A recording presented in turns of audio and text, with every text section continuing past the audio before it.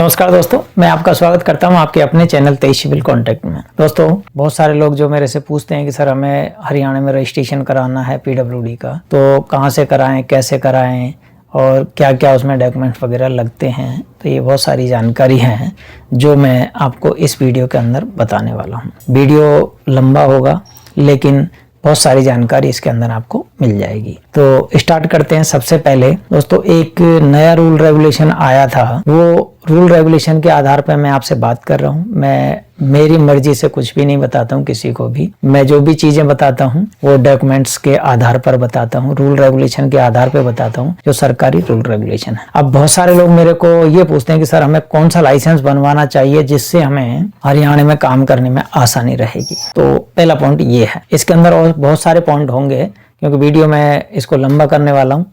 क्यों? इसका रीजन है कि इसमें जानकारी बहुत होंगी। अगर आप ये पूरा वीडियो देख लेते हैं तो मेरा मानना है, जहां तक आइडिया है, आपको इसके अंदर इतनी जानकारी मिल जाएगी कि आप अपने दिमाग से पूरी जानकारी इसमें से प्राप्त कर सकते हैं।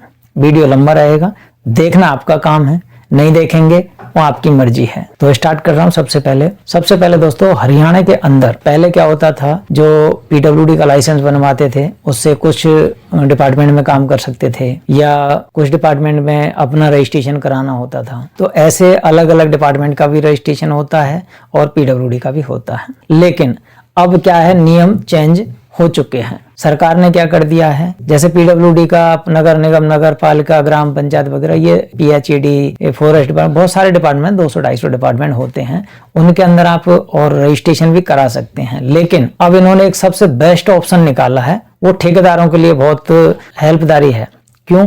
क्योंकि इसका रीजन ये है, पहले क्या होता था, आप अगर पीडब्ल्यूडी में रजिस्ट्रेशन कराएंगे तो वहां पे क्या होता था, पीडब्ल्यूडी का रजिस्ट्रेशन कराएंगे, टेंडर डालेंगे तो आपको वहां पे ईएमडी जमा करनी पड़ती थी। मतलब जब आप टेंडर डालेंगे तो 2% ईएमडी जमा होती है। एक एवरेज बता रहा हूँ, कुछ में कम, किसी में ज्यादा भी हो सकती है, टेंडर के ऊपर डिपेंड करता है ईएमडी के बारे में।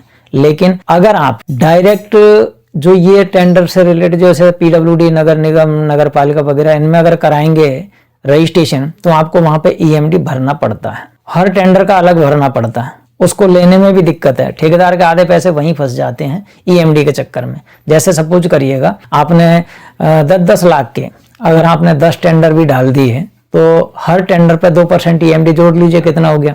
तो उसके हिसाब से अलग अलग मतलब सभी टेंडरों के अलग ईएमडी भरी जाती थी। फिर वो अगर आपका टेंडर नहीं निकला है तो भी महीने, 15 दिन, 2 महीने लग जाते थे ईएमडी को निकालने में। कुछ तो ठेकेदार ऐसे हैं जो ईएमडी को ही भूल जाते हैं कि हमारी ईएमडी भी जमा हुई है और नहीं निकल पाती है, वो पड़ी रहती है सरकार के अंडर। तो इस तरीके से आपको एक तो ईएमडी का ध्यान रखना पड़ता है। ये जरूरी होता है कि आपको, क्योंकि लिख के रखना पड़ेगा तो आपको ध्यान रहता है। दूसरा पॉइंट आता है आपका, अब कौन सा लाइसेंस बनवाए। दोस्तों, ये एक हरियाणा इंजीनियरिंग वर्क पोर्टल है, ये HEW का पोर्टल है, HEWP। ये पोर्टल पे अगर आप रजिस्ट्रेशन करते हैं तो इसके नए रूल रेगुलेशन है।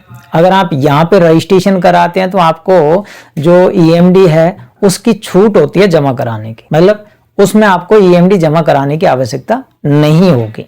पहला पॉइंट, ये ठेकेदारों के लिए बहुत अच्छा वो है, क्योंकि इससे ये फायदा हो गया, इसके अंदर कोई टेंशन ही नहीं है किसी को भी कि भाई किससे कब जाके हमें ईएमडी जमा कराएंगे, कब निकालेंगे, कब करेंगे। उसमें कुछ नहीं है, उसमें आपको ईएमडी करने की जरूरत नहीं है। और इससे आप सभी इंजीनियरिंग पोर्टल जो डिपार्टमेंट है, सभी डिपार्टमेंटों में इससे आप टेंडर डाल सकते हैं। ये विशेष ध्यान रखिएगा। तो इसलिए आपको अब रजिस्ट्रेशन कराएं आप पीडब्ल्यूडी का या किसी भी डिपार्टमेंट का, तो उससे अच्छा है आप इस डिपार्टमेंट का रजिस्ट्रेशन इस पोर्टल पे करें और उससे आप सभी डिपार्टमेंट में टेंडर डाल सकते हैं। ये विशेष ध्यान रखिएगा। जो ई टेंडर की वेबसाइट है वहां पे जो टेंडर निकलते हैं उसमें टेंडर आप इससे आसानी से डाल सकते हैं। अभी एक पॉइंट और ध्यान रखिएगा, जैसे पुराने ठेकेदार हैं जो पहले से रजिस्ट्रेशन करा रखा है, जैसे पीडब्ल्यूडी में, नगर निगम, नगर पालिका, पीएचईडी वगैरह, जो भी बहुत सारे डिपार्टमेंट्स हैं, अगर उसमें रजिस्ट्रेशन करा रखा है तो उनका भी रजिस्ट्रेशन चलेगा, लेकिन उनको ईएमडी की छूट नहीं मिलेगी। ये विशेष ध्यान रखिएगा, क्योंकि वो जो पहले से चल रहा है वो भी चलेगा, लेकिन नए में ये रूल है कि आपको इसमें ईएमडी जमा कराने की आवश्यकता नहीं होगी।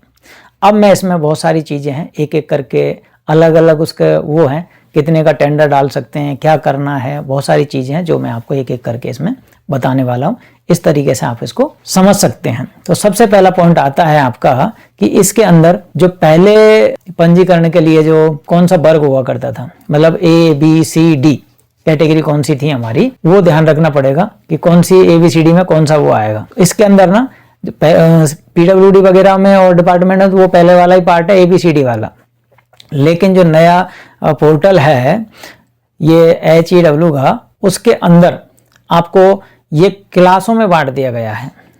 पहले कैसे होता था ABCD में, अब होता है फर्स्ट, सेकंड, थर्ड, फोर्थ और 5 क्लास में होता है। अब इसके अंदर एक क्लास और लास्ट में जोड़ दिए 6 क्लास, क्योंकि पहले क्या होता था, जब भी कभी रजिस्ट्रेशन कराना होता था तो टेंडर डालना होता था, उसमें वर्क एक्सपीरियंस मांगते थे। कहते थे कि भाई जो टेंडर डालोगे उसके अंदर आपको पहले कोई भी टेंडर डालोगे, जैसे 10 लाख का टेंडर डालना है तो 10 लाख का 25% का पहले से काम किया हुआ होना चाहिए। अब वो नया ठेकेदार लाएगा कहाँ से उसको, तो नए ठेकेदार के लिए बड़ी समस्या हुआ करती थी। अब क्या कर दिया है, उसके लिए नए ठेकेदारों के लिए सबसे छूट कर दिया है कि अगर आपने इस पोर्टल पर रजिस्ट्रेशन करा लिया तो इसके अंदर आपको जो 6 क्लास है उसके अंदर आपको कोई भी पहले से काम की आवश्यकता नहीं पड़ेगी, मतलब काम दिखाने की, वर्क एक्सपीरियंस वगैरह दिखाने की आपको जरूरत नहीं पड़ेगी। ये विशेष ध्यान रखिएगा।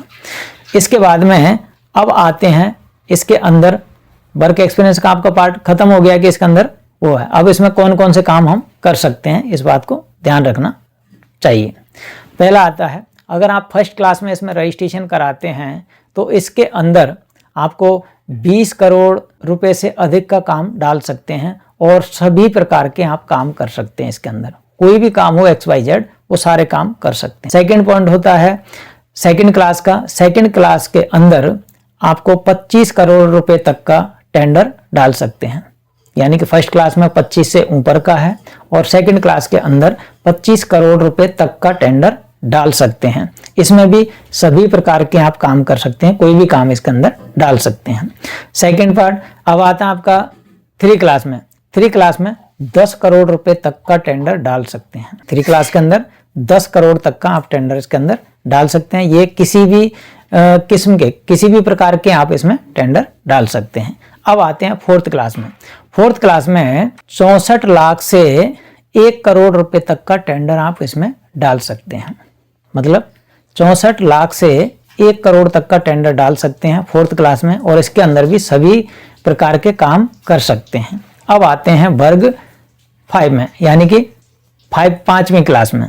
5 क्लास के अंदर अब आपको 25 लाख रुपए से 64 लाख रुपए तक का टेंडर डाल सकते हैं, यानी आपका 25 लाख से 64 लाख रुपए तक का टेंडर इसके अंदर डाल सकते हैं।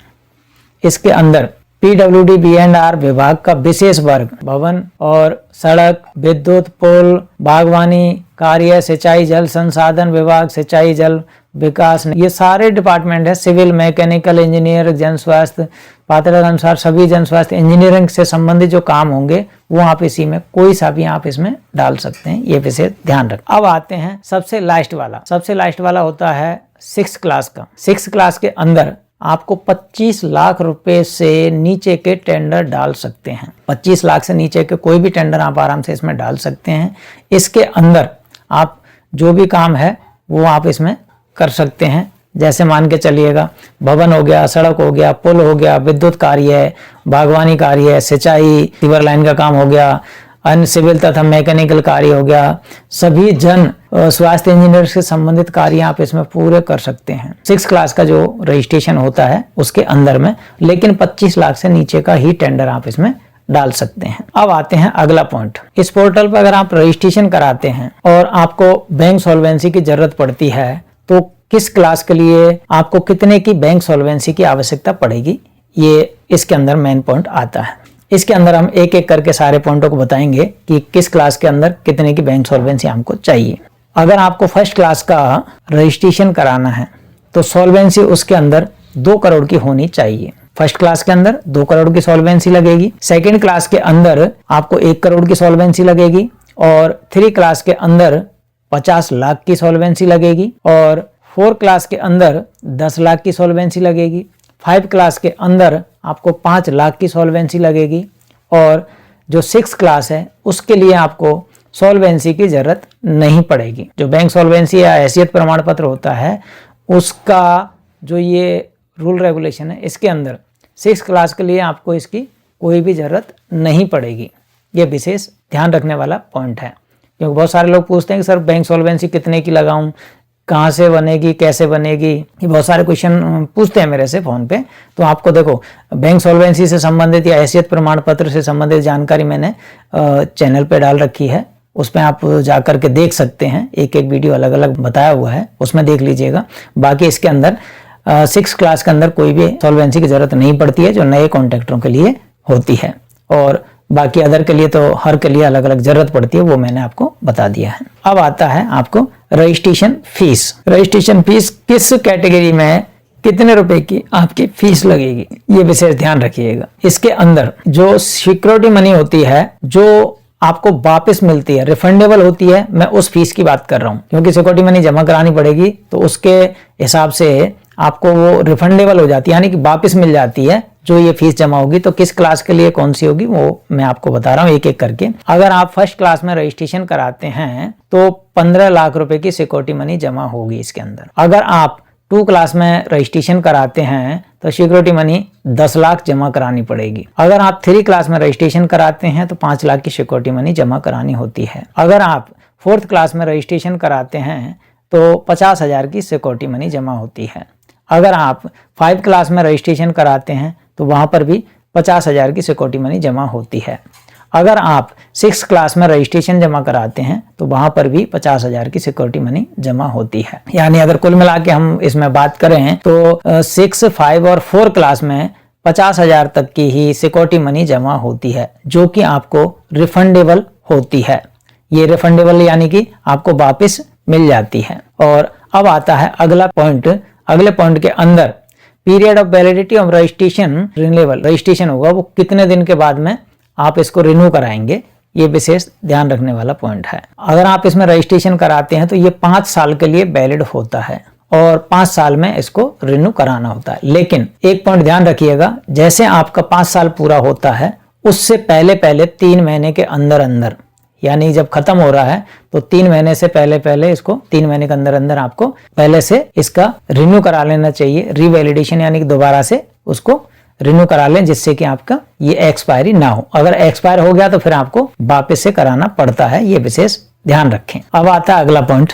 अगला पॉइंट आता है आपका एनुअल टर्नओवर कितना होना चाहिए, और ये सभी क्लास के लिए अलग अलग होता है, तो उसके बारे में मैं आपसे बात कर रहा हूँ। जैसे एनुअल टर्नओवर जो होगा, पहली फर्स्ट क्लास के अगर एनुअल टर्नओवर की अगर हम बात करें, बड़े कॉन्ट्रैक्टरों के लिए आवश्यकता हो पड़ती है ज़्यादातर।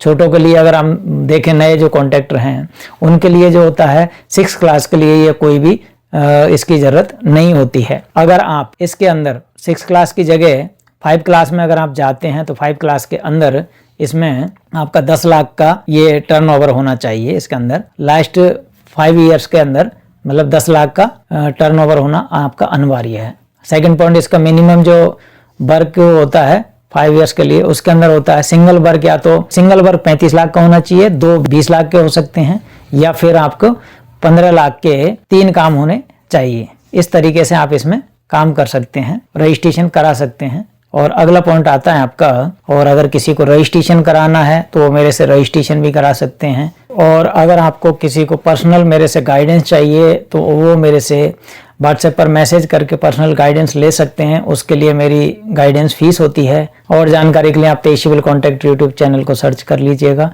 वहाँ पे देख सकते हैं। सब्सक्राइब कर लीजिए जिससे आने वाली हर वीडियो आपको मिल सके। और अगर किसी को ये जो सरकारी रजिस्ट्रेशन है पीडब्ल्यूडी या और कोई डिपार्टमेंट का सीपीडब्ल्यूडी या फिर नगर पालिका, नगर निगम वगैरह, ये बहुत सारी अगर किसी को जानकारी चाहिए या फिर रजिस्ट्रेशन कराना है तो वो मेरे से कांटेक्ट कर सकते हैं।